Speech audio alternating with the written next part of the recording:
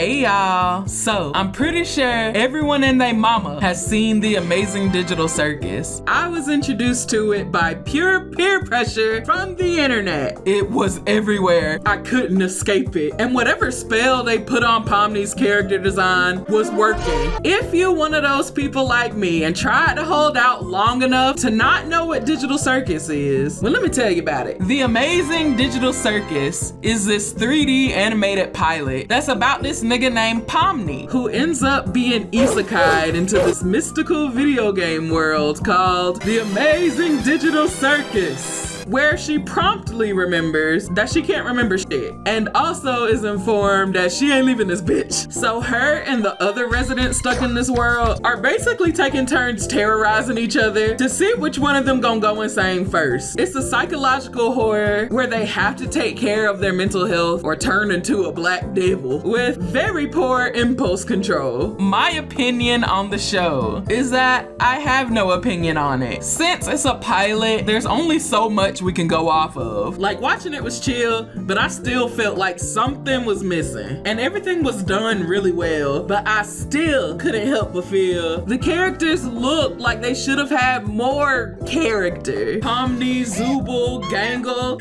It sounds like I'm speaking in some demonic baby language. Those three were in dire need of some spice. Like a little sprinkle, a little weird quirk here and there, a little bit more exaggeration. Give us some more, please. Give us more, please. Is character building focused? Then the characters need a little bit more character. So we really don't know too much about them. And as far as the stakes go, their only real stake is to not go crazy. And they basically immortal for all we know. But there's also some really good things about the pilot, like the animations, the mystery of who they were before entering this world, and the fucking character design.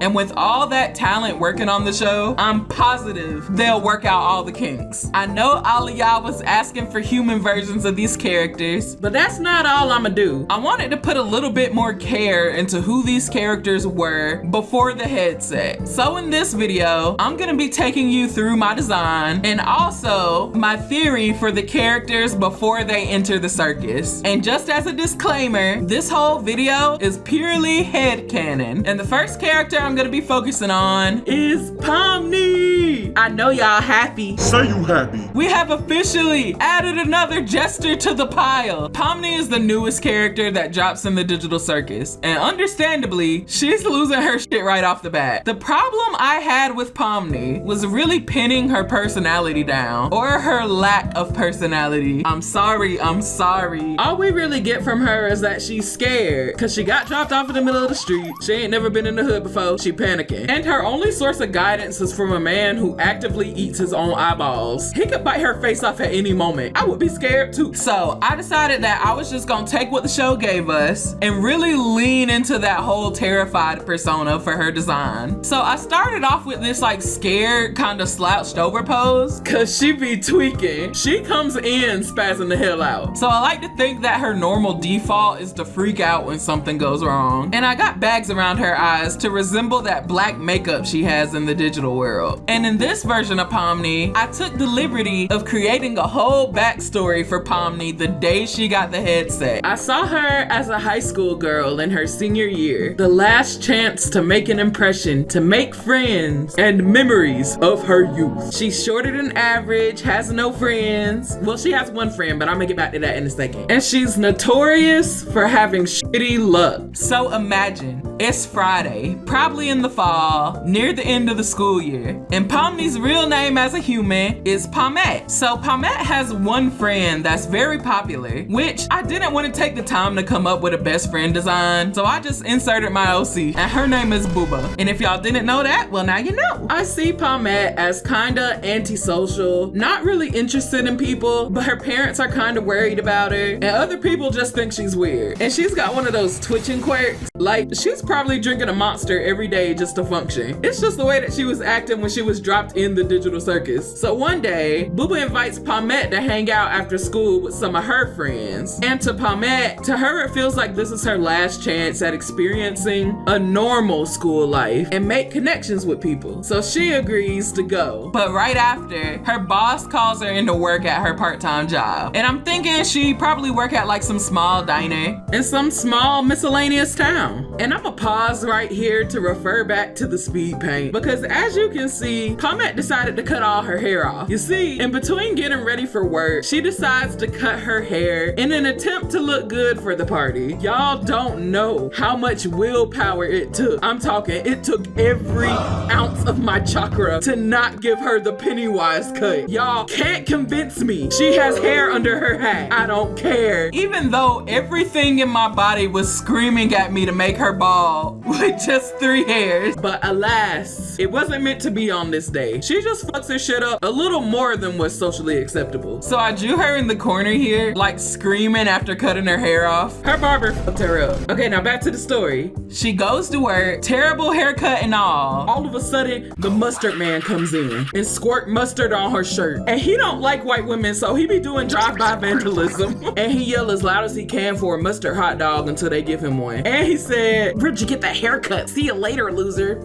And he farted on her before he left. And I did all that so the mustard on her shirt can resemble her pom-poms in the digital circus. Yes, I'm a genius. When she gets off of work, she doesn't have time to get changed and she just goes to the party. And when she walks in, she notices the other kids are playing with this weird looking headset. Nobody's trying it on. They're just like, y'all know how kids be when they be like, "No, you put it on. No, you put it on," type shit. An unnamed popular kid says that he found it in an abandoned building, fully charged, which is weird in of itself. And no one in the room wants to try it on. But then Bestie suggests that Pomni do it as a way to open up and like bond with everybody at the party. And Pomni agrees. So this second drawing of her is at the party while everyone is cheering for her to try the headset on. Like, this is the moment right before she puts the headset on. And this is just my theory for why they are designed the way they are in the show. But I thought that it would be so cool if their forms from the digital world ended up being influenced by the real world. Specifically, the way they felt before they put the headset on determines their appearance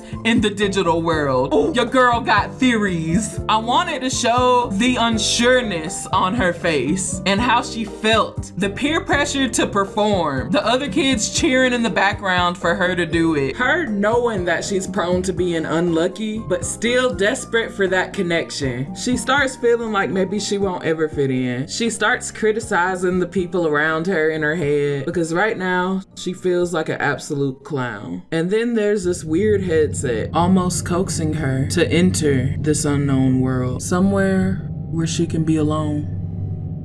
And that's all I got. I hope y'all liked my little theory story. And we got through all that without making her bald. See? I made her bald anyway. I couldn't help it. My storytelling's kind of all over the place, but I feel like it's entertaining. But what would a fandom be without its share of fan theories? And that's all I got for y'all today. I wanted to take a little bit of time to thank y'all for helping us hit 125K on the channel. Most of us are simps, but I wouldn't choose any other community. Y'all are literally the funniest, most supportive community I could have ever asked for. So thank y'all so much for y'all support. And let's give a big ups to my Patreons, Josh is Nervous, Ladybug Gamer, Jamie McMahon, and all the others who support me in putting these videos out for you guys. And if you want to see the spicy content and art way before I make these videos, you too can also support my Popeye's chicken sandwich addiction. My Patreon is open to all. A huge shout out to my editor Pink, who makes these videos so much better. I love them. And again, thank y'all for this many new subs to the channel. Also, we got some fan art, y'all. Y'all have no idea how excited I was to see these. Like, y'all literally went out of y'all's way to make fan art of me. So thank y'all so much for making these for me. I love y'all. They going on my wall, no doubt. We'll celebrate it, of course. It wouldn't be our community without us being degenerate somewhere on the internet. I love y'all. I want to see clowns in the comment section. You already know the drill. Let me know what y'all want to see next. If y'all have any theories, I would love to hear them. Much love, and I'll see y'all next time.